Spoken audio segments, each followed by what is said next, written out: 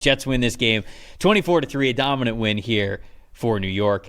The top 5 graded players for the New York Jets here in this game. Quinnen Williams at the top of the list with an 89.5. Running back Braylon Allen, the rookie, with an 87.7. Center Joe Tippmann with an 85.1. Cornerback Sauce Gardner with an 82.6. And then safety Chuck Clark rounding out the top 5 with a 77.2.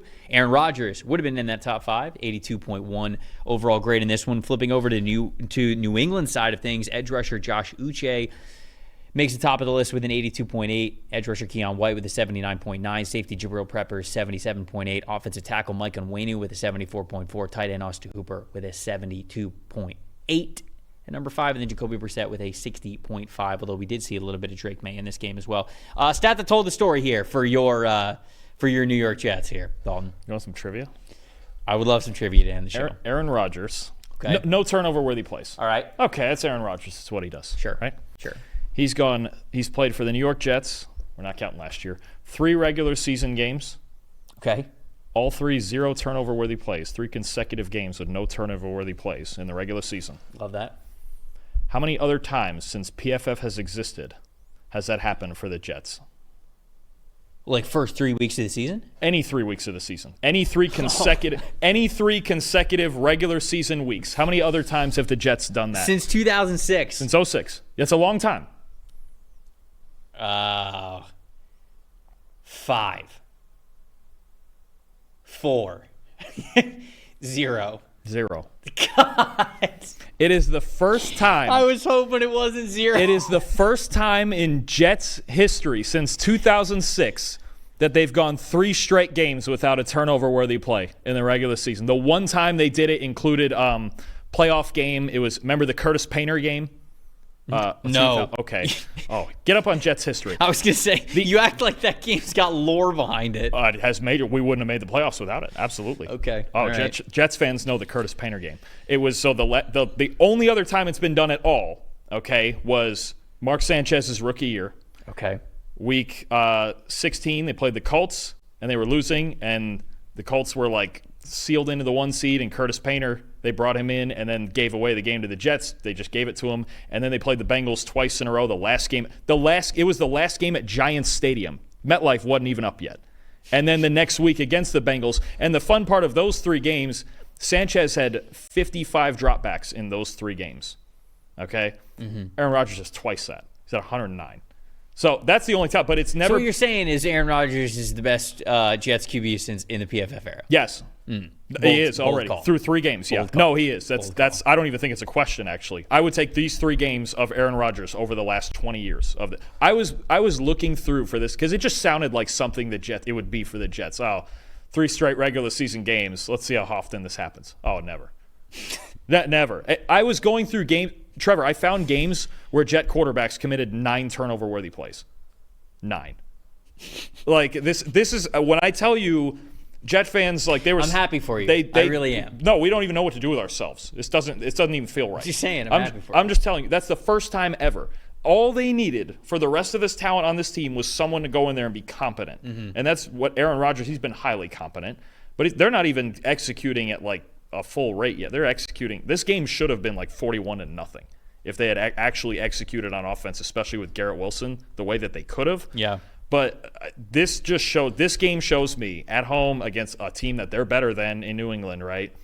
Where this talented a team with a competent quarterback, this could go far. Because right now the Jets offensively, even in the Niner game when they only had the ball for 19 minutes, they looked good on offense.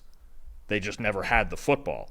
If Rodgers plays like this, and I think for us right now he's fourth in overall grade, I think, among quarterbacks. I think he's 4th. If he's the 4th best quarterback in football, the Jets have a wicked ceiling because their defense was dominant in this game too. The most impressive, like obviously it sounds like I could go Rodgers, but I'll go Quinnen Williams, also dominant in this game. Didn't do much the first 2 games. 89.5 overall, 5 pressures. This is the Quinnen Williams you want. And you notice in that top 5, those are some of the Jets' best players, right? Quinnen Williams, Sauce Gardner. Yeah, it's important. These are the guys.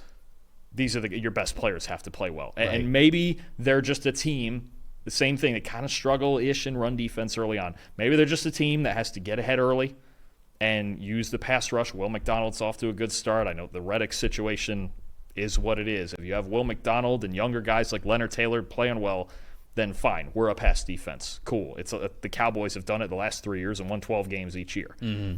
But Aaron Rodgers playing like this, and again, just competent. They're not even doing the fun, flashy stuff yet and hitting deep shots to Garrett Wilson and all of that. He's, again, like we talked about with Stafford and some other Andy Dalton veteran guys, he doesn't miss anything. You talk about No.